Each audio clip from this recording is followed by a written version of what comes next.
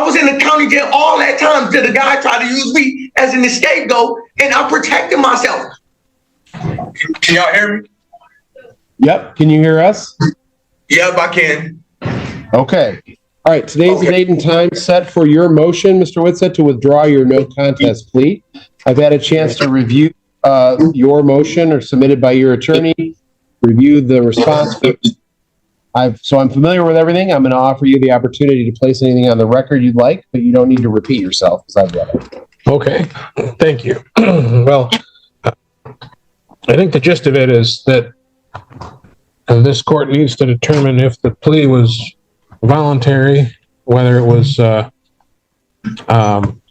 due to conditions of the jail, or whether it was a voluntary plea without any coercion. Now, there was no one from the prosecutor's office or the judge or his attorneys that coerced the plea. It was the condition of confinement.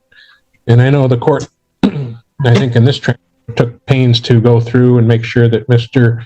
Whitsett fully understood his rights.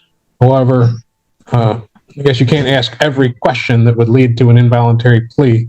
So the specific question, and I'm not faulting the court, but if the court asks, are the conditions within the Washtenaw County Jail leading you to want to get out of there and rush a plea so you can move on to the MDOC?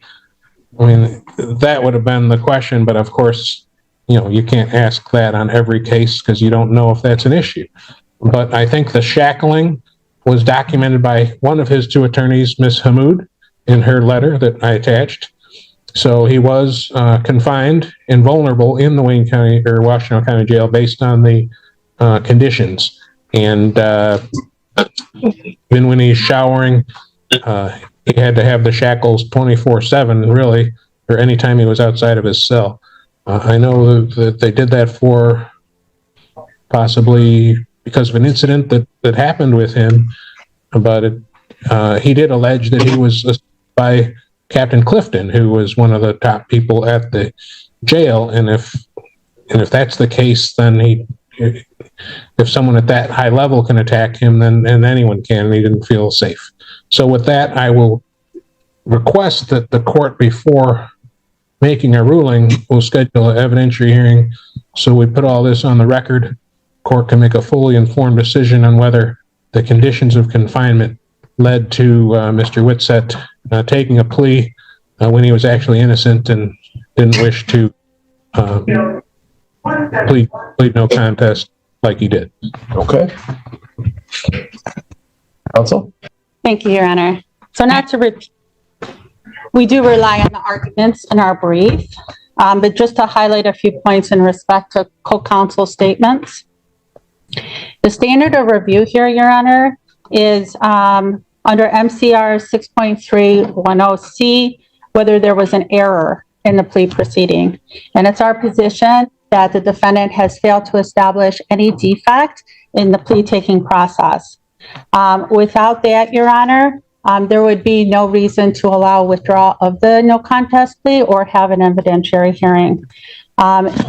In the plea taking under MCR 6.302, this court very diligently applied every single step of the requirements within that plea taking process.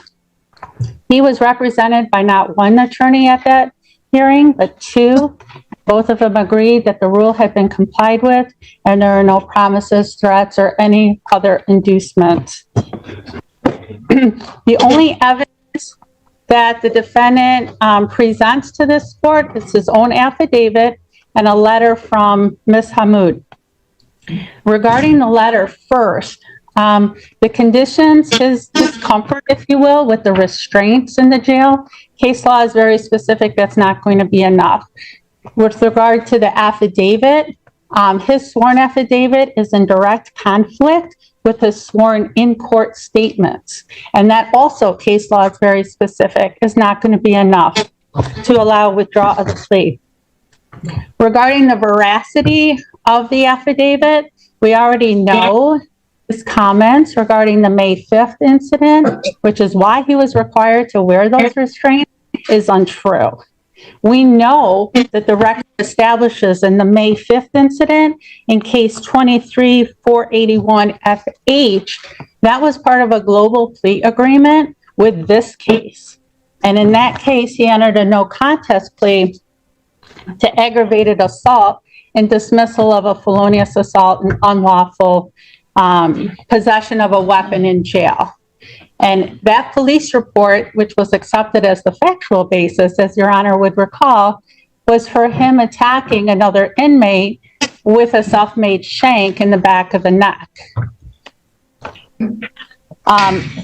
So in that regard, the case law is very specific that when it's his in-court testimony at the plea stating that there were no promises, there were no threats, there were no other inducements, having an evidentiary hearing would only subject him to perjury to directly contradict that to those statements. With regard to the June 14th incident, we have presented an offer of proof in what the testimony would show, and that also would not bear to be true. Even if there was any sort of mistreatment in the jail, which we are not admitting that there was, the case law is very specific that the defendant has to prove that that mistreatment was aimed towards forcing him to plead guilty. And there's also no evidence of that. There's also no evidence that he ever presented any of this information to the court since the May 5th incident, despite the multiple hearings and even at the plea and even at the sentencing. So for all those reasons and the reasons articulated in our brief, Your Honor, we'd ask that it be denied in its entirety. First of all, the affidavit does not conflict with the sworn statements in court because there were similar questions asked, but not a specific question about what was going on at the jail. I also was just handed a note by someone in the courtroom by the name of Sheldon Arnold, and he says he was in, I think it's I block, but F block. Like Mr. Arnold says and new information that someone's in the courtroom. So, well, I mean, he was in the jail. He was an eyewitness, so it is an offer of proof. If we did grant an evidentiary hearing, I would have him as a witness. He said he saw Clifton assault Mr. Whitsett. So, I mean, that does lead to some additional evidence that he was legitimately fearing for his safety when you have a captain at the jail. You're supposed to be looking at inmates and their well-being, assaulting him. So I think that leads to the credibility of the affidavit and calls for an evidentiary hearing. well, you're correct that I don't ask every question at the time of an entry of the plea. Like I asked the same three big ones. Has anyone threatened you? Has anyone threatened you? Has anyone promised you anything? And are you doing this of your own free will? And I know that I asked Mr. Whitsett those questions because I've looked at the video myself, but, you know, I do them at every plea, and I wouldn't proceed if he didn't answer in that moment, you know, no threats, no promises, and I'm doing this of my own free will, or I'm not being coerced. So I took him at his word, and I took his plea. So now, you know, the matter is before the court because the defendant's seeking to withdraw no contest after sentencing. The allegation is the endured coercion due to the conditions of his confinement at the Washtenaw County Jail. And that because of the conditions, he was unable to tender a plea that was understanding, voluntary and accurate. You know, I looked at Mr. Whitsett's affidavit. I've looked again back at the video, and you know, I don't find from what I observed at the hearing and what I observed at all the court proceedings that the affidavit, I would say, is not entirely credible to me. And so at least some of the allegations or the statements, the sworn statements in the affidavit, don't line up with what I observed. So, you know, maybe things went on. You know, there was an opportunity for Mr. Whitsett to say all of that before he entered his plea, too. And we would have taken action at that time. I did re-review the hearing where Mr. Whitsett was tendered. He was represented by two attorneys. One of those attorneys was appointed on the assaultive case originating at the jail. Allegedly, the defendant made a shank and attacked another inmate, which created that second case. And then there were also other rules, I believe, that were disobeyed. And I believe those are the reasons placed on level 1 security. I can't make a finding now that there's a basis to withdraw his plea. The plea was knowingly, understanding, accurately, and voluntarily made. It comports with MCR 6.310C. I make a finding today that there was a defect in the plea, so I am finding that there was no defect in the plea taking process that warrants the withdrawal of the no contest plea in this matter. So I'm going to deny the motion today. I don't know if there's an appeal in that for you, sir, and if my bosses in Lansing tell me to reconsider it, I will. But at this point, I'm gonna deny the motion. Can I say something? Can I say something, Your Honor? Okay, Mr. Whitsett, no, there's not an opportunity for you to offer anything at this point. Right, but you said there was no evidence and it's on video. It's on video, and I told my psychologist what was going on. I didn't feel comfortable stating nothing about officer assaulting me because I was feared that I would have been assaulted again. That's why I waited till I came to prison. I would have never pled no contest to a crime I never committed. I admit to assaulting a guy. Oh, you're on the record, right, Mr. Whitsett? You know you're on the record right now, and anything you say is being recorded. All that you're saying right now is going to be used at some point in the future, right? Yes, I don't mind it. I never did nothing. I protected myself. And what made me plead out, I kept sitting there and getting adjourned. I was in the county almost 4 years. And the incident happened. It was inhumane for me to go to a shower and handcuff and shackle. I'm in prison right now. And if I did something bad, you still get the shower, but you don't have handcuffs on you all the time. And it's violence in here. It's not like Washington County Jail. That was the only reason why I played that. My mental health was at risk. I was at risk. The hidden, it's on video.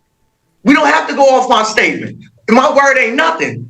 The video shows that. The video shows it. Ask them for the video. And then let's take it. Let's postpone this and look at that video. If you see that video isn't enough to stand, I'll fall back from this, Your Honor. I never did anything in this the first case that happened.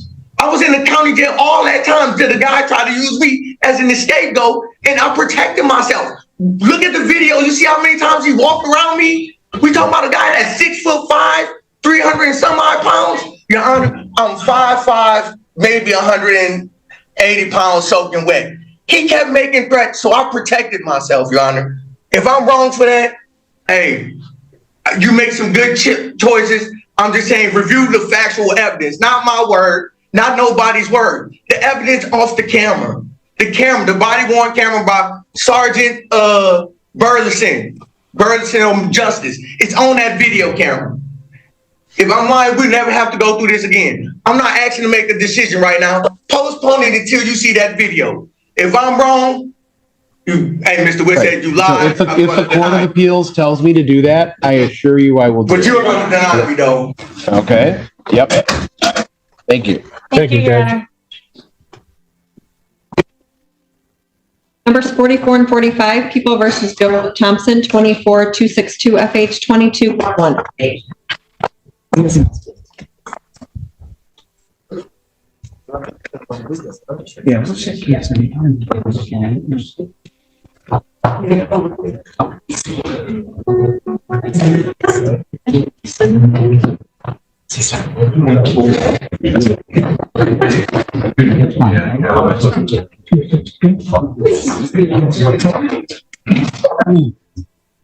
Good afternoon, Your Honor. Jay Kilwell.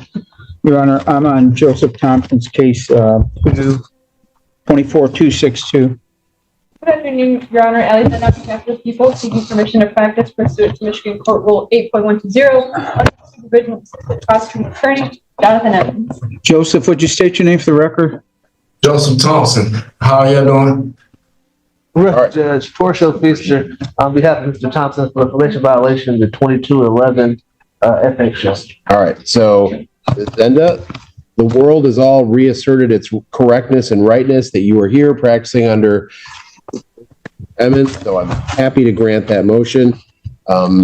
Mr. Killawall, got to tell you, in your case, we don't have fingerprints, just letting you know that, because it's pretrial, and then in the VOP, we're just proceeding with that. So, Judge, I would ask you to hold off on the VOP. Obviously, that's my case and that's your decision, but as far as the pretrial, I'd like to adjourn this out maybe 2 to 3 weeks. I just had a chance to speak with my client regarding the preliminary exam we held. And I think there's some substantial points I'd like to file a motion to quash. I'd also like to discuss with Mr. Emmons, a situation I believe is happening with the victim. But all that being said, I'm wondering if we could adjourn this 3 weeks. sir, I assume you would make the same request on your case? Correct, Judge. Whatever happens on my case is going to be dependent on what happens on Mr. Killawall. 3 weeks. To be made. So how about May 22nd? Zenda, what about May? You okay with that? That works for me, Your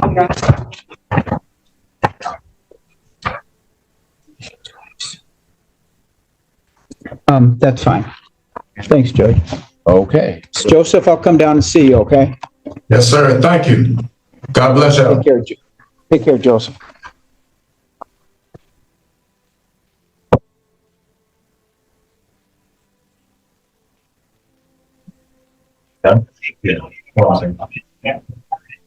Okay.